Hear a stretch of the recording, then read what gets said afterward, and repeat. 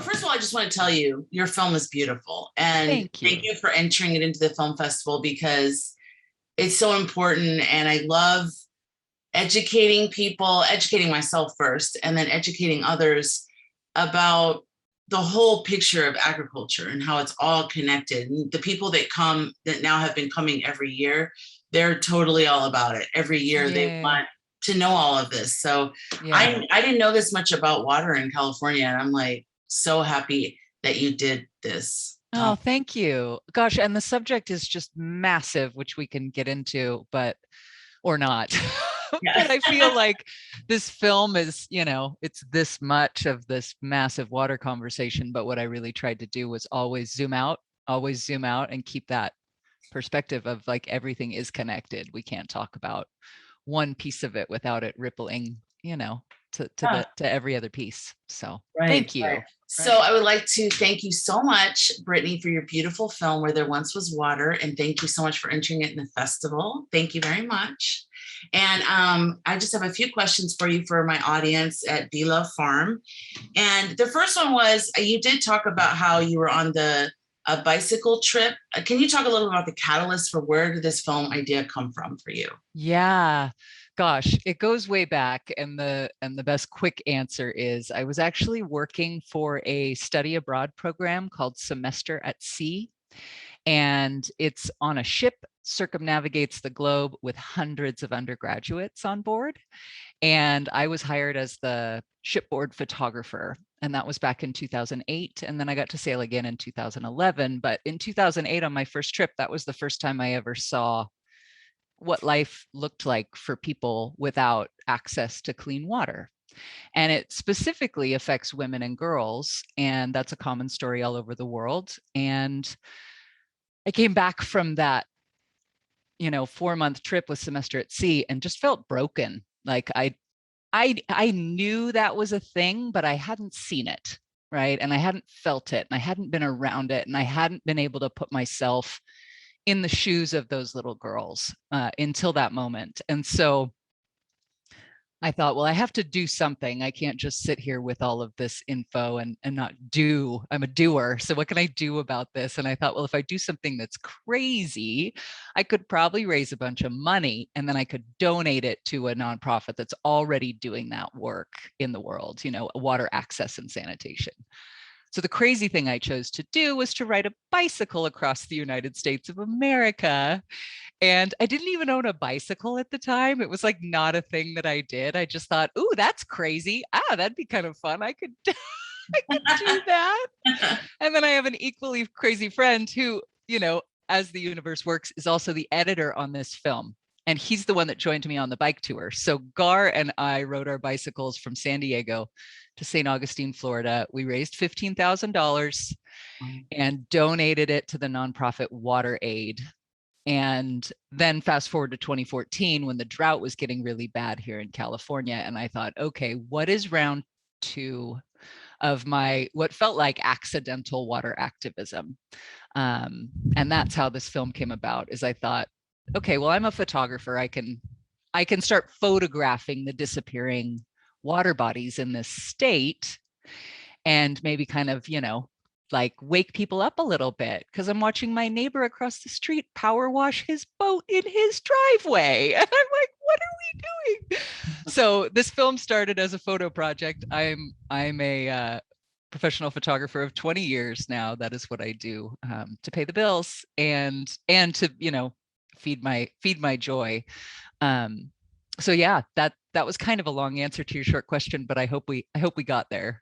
No, that's the perfect answer because that's how it is. It's an organic, just like a wild river, in life. If we Yes. follow that feeling, it sort of leads us in these weird places, and then we end up somewhere meaningful where our skill set matches up with opportunity to do something. So I'm glad you brought up the fact you're a photographer, because that's one of my favorite things about this film is that it's a hard subject to talk about or think about because we don't want to think about it. We don't want to think about water. We want it just to be there, turn on the faucet, whenever we want. But you shot it so beautifully that it's nice. It makes you want water to stay because we want all these beautiful sceneries to stay beautiful.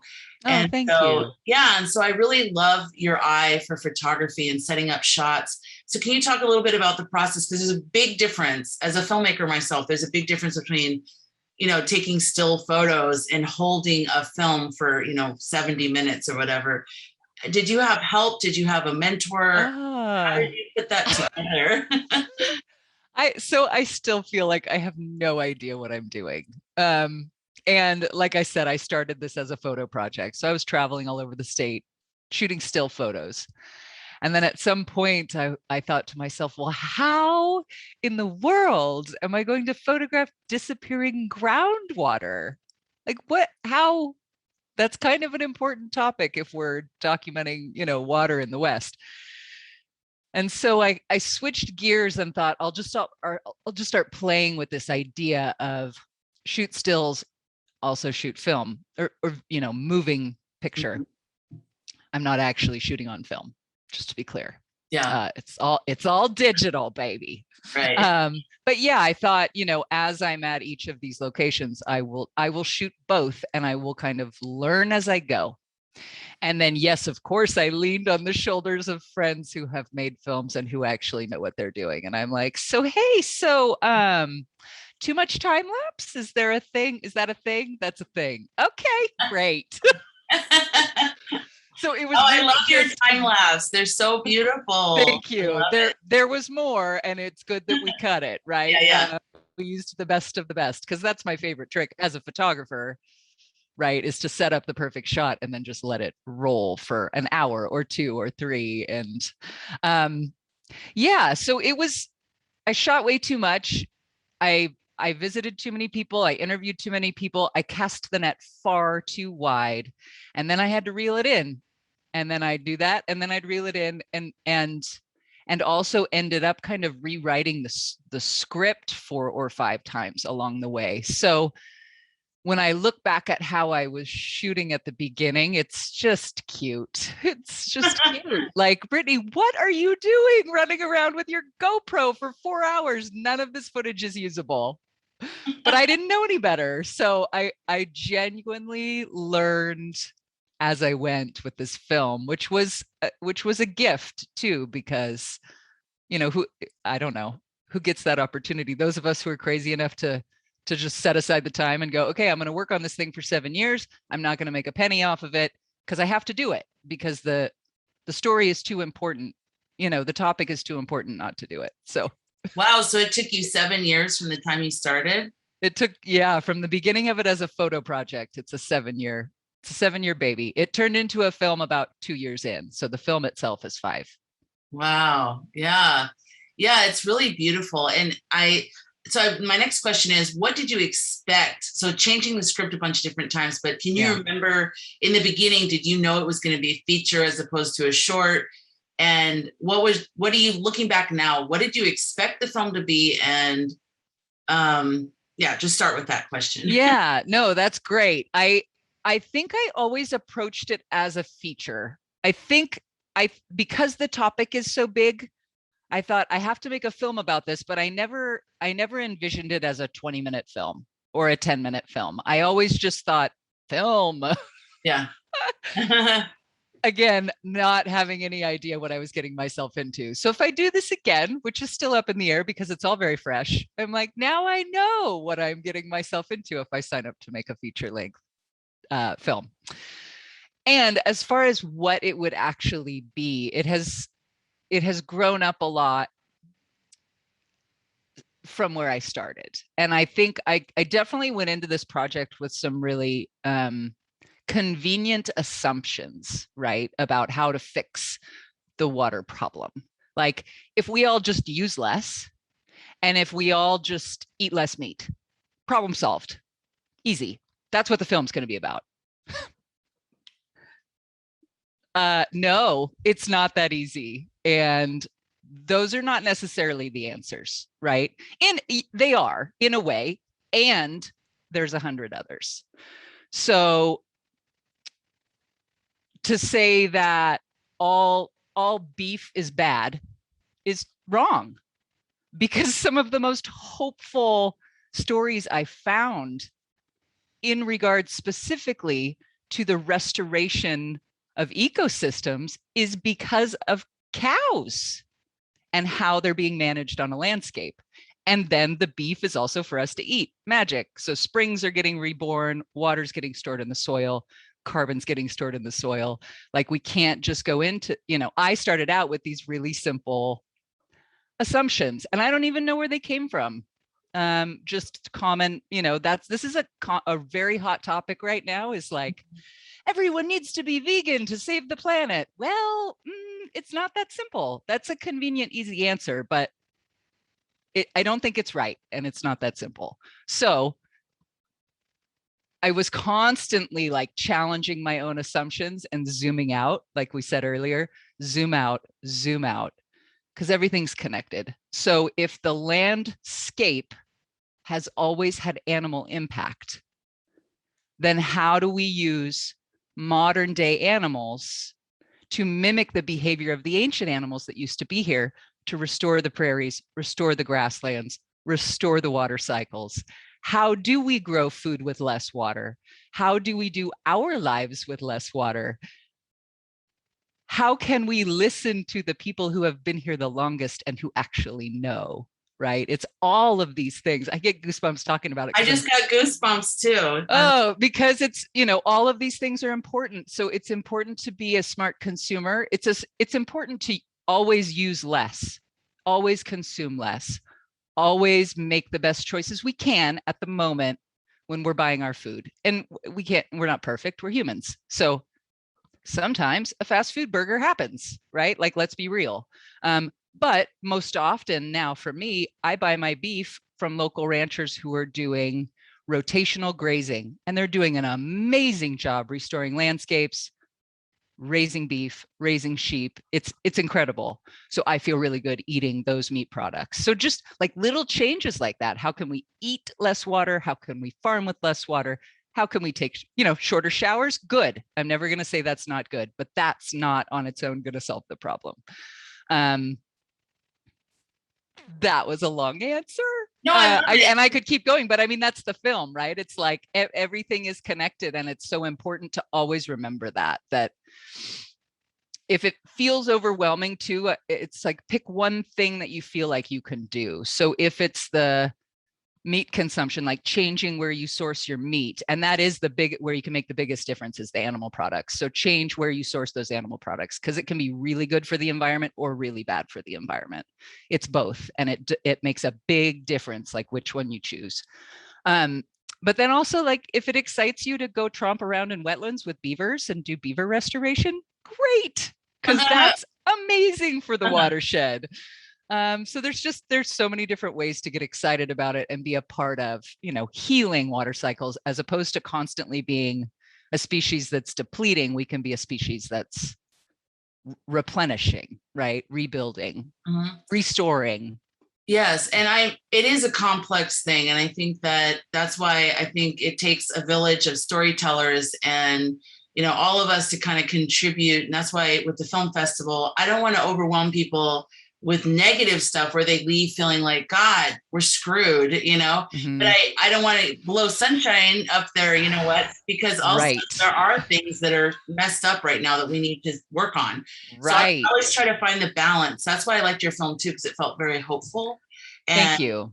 Beautiful too. And it inspired me to want to know more and do more. So that I think was a great accomplishment on your part. Definitely. Yay. I wanted it to feel hopeful, and I wanted it to feel like a toolkit.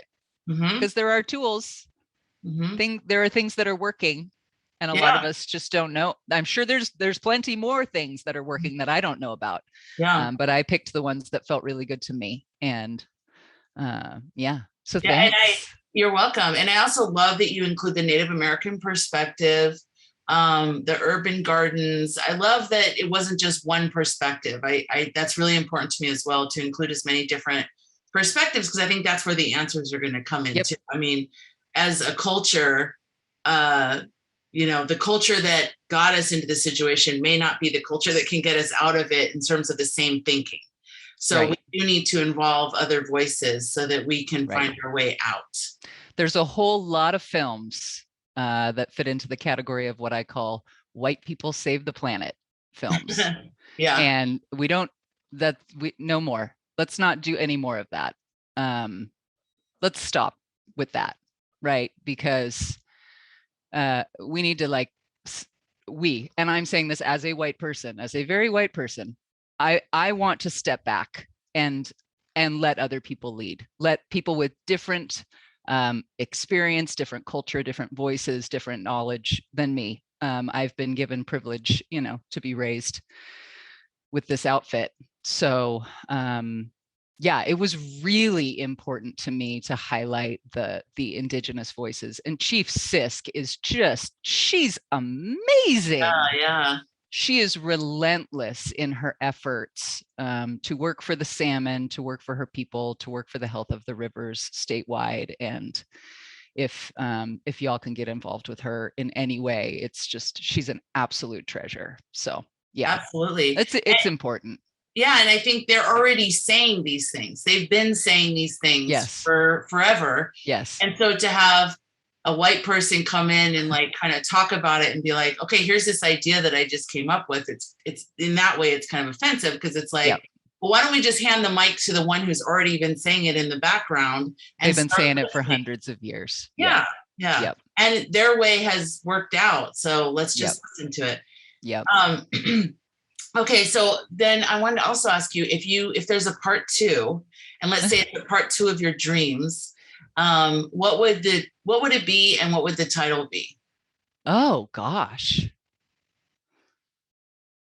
I mean, in an ideal world down the road, I'm making a film about how we completely changed the way we live on this planet and look at all the abundance everywhere, right? Like, look at what we've done by being humble, by taking a back seat to those who know better, and by really focusing on being a restorer species.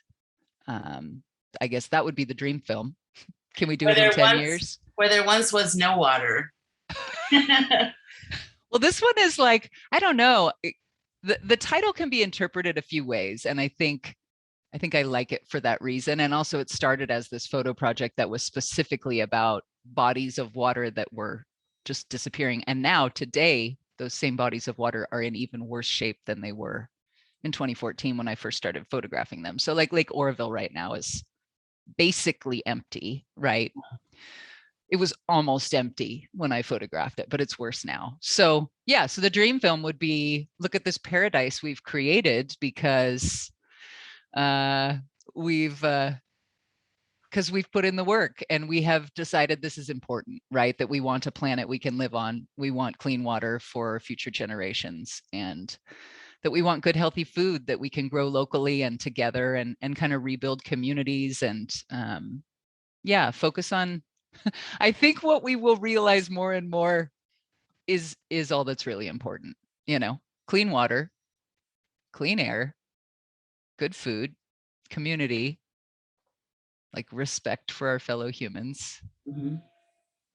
Yeah. Let's do all of that. And then let's make a film about how we did that. I love that. And do you have any films that you're working on now? Are you working on another project? I'm not. And I guess the project I'm working on now, which is, it's a fun kind of random weird dream to share. Because as I worked on this film, I found what I really loved was the shepherds and the cattle ranchers who are moving these giant herds across the landscape. So I bought myself a couple acres. It's only a couple acres, but it's a start. Mm-hmm. I'm out in the middle of nowhere on the Carrizo Plain National Monument, but right next to the monument. I'm not actually living on the monument, but for those who don't know, this is the largest preserved arid grassland in the state of California. I have a couple sheep. I have a ram in there with the ladies right now, so there will be more sheep in the spring. I have 3 alpacas, which is why I keep looking out the window, because they're adorable and they're sitting right there by my back porch. And I raise ducks. And so I'm trying to, baby step into, and this is all new to me. I don't know how to raise sheep. So I'm doing the homework and learning as I go, same as the film. I don't know how to make a film. I'm just going to make a film. But I was really inspired by watching these folks work with livestock and what a positive impact it could have on the land. And so at this point, my weird dream is homestead scale, right? I'd like to be able to raise some of my own food in a way that is environmentally beneficial and has a small footprint.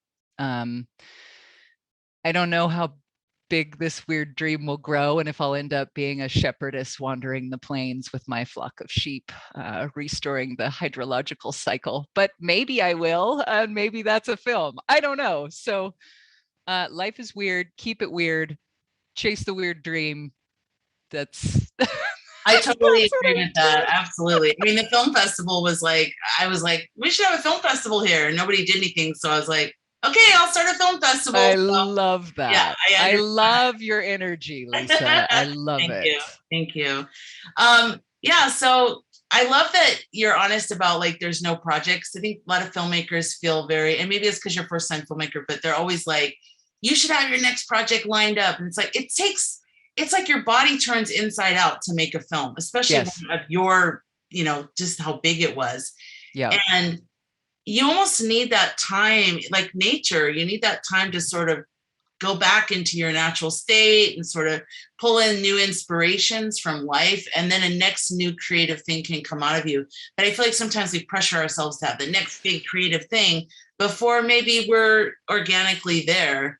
And I think that's why sometimes we put stuff out that we don't stand behind or we don't like, because it didn't come from a truly inspired place. Yeah. So I like that you're saying, look, I'm following this thing.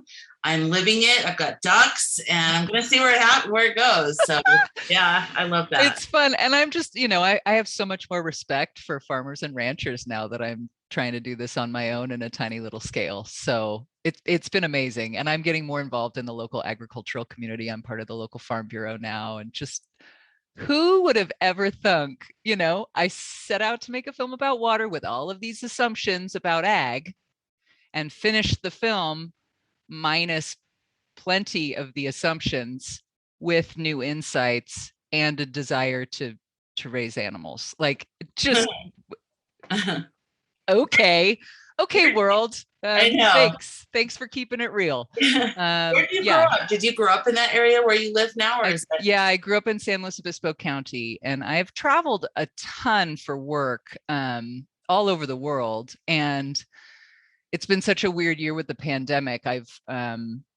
I closed escrow on this place 5 days before lockdown last year. Oh my God. So to have a home to be in when the rule was like stay at home was really a gift. And then the pandemic just kept going. So I just kept getting more animals, and here we are. All right, great. Was there anything you would like the audience to know about either your film or how they can reach you or something like that? First of all, just thank you so much for coming out to this screening. I wish I could be there to air hug you in person. Thank you. Thank you for your interest in the film. Thank you for supporting Lisa, who I have decided is one of my favorite humans.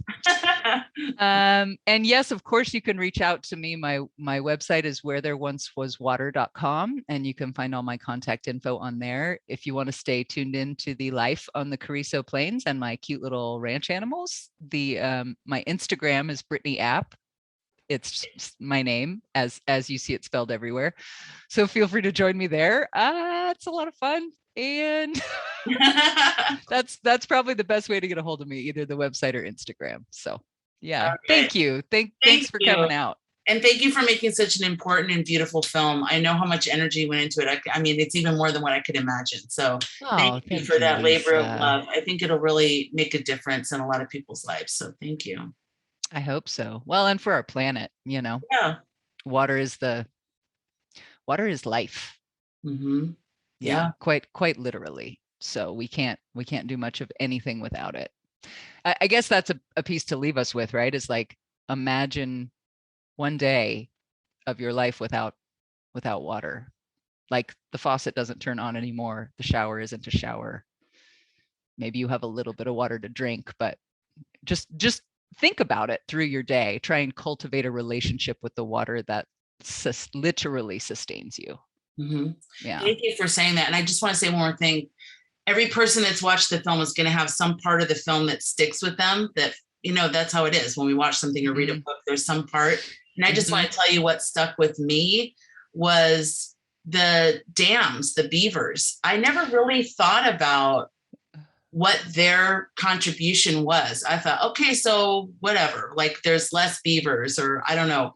But then to realize they're slowing down the water in this perfect way, which creates these environments that, I don't know, I was really, really impressed by that whole part of the story. And That's I can't stop thinking about the beaver now. I'm like, I love beaver. I might start raising beaver. I don't know. That might be my God. So there's a couple advocacy groups in California specifically for beavers. There's a brand new group in my neck of the woods called the Slow Beaver Brigade. And then there's a group in Occidental in Sonoma County. The Occidental Arts and Ecology Center has a campaign called Bring Back the Beaver. And they do a ton of statewide legislative work around trying to make life better and easier for the beavers, basically, and for those of us who want to help them do their work, because they're like little watershed engineers, and they're out there working all day and all night for free, and we need them to do what they do. They're amazing and they're adorable. Yeah. And they stop fires. So when they build their dams and they build this network, like a raging wildfire cannot pass through. So they're important not just in watershed restoration, but now with this, with all these crazy fires we have. So yeah, yay! I love that you love the beavers. I love them too. Yes, thank you for that, because I really do. I'm like going to research. Now I'm going to look into, especially the one in Sonoma County. Thanks for telling me about that. It's great. And Martinez, there's an annual beaver festival in Martinez. That's near you. Yeah. Yeah. Yes. Heidi Perryman is the woman's name. And I think it's annual Beaver Fest. So the whole town of Martinez goes crazy for beavers once a year. So so check that out too. Okay, so I'll be starting a Martinez Film Festival. No, I'm just kidding. Yes. just beaver films only. That'd be awesome. All right. Well, thank you so much, Brittany. I really appreciate you taking time to talk with me today. And I wish you the best of luck in the future. And I know we're going to be friends forever now. Yay. So. Yeah. All right. Well, take care. Thank you so much. Thank you.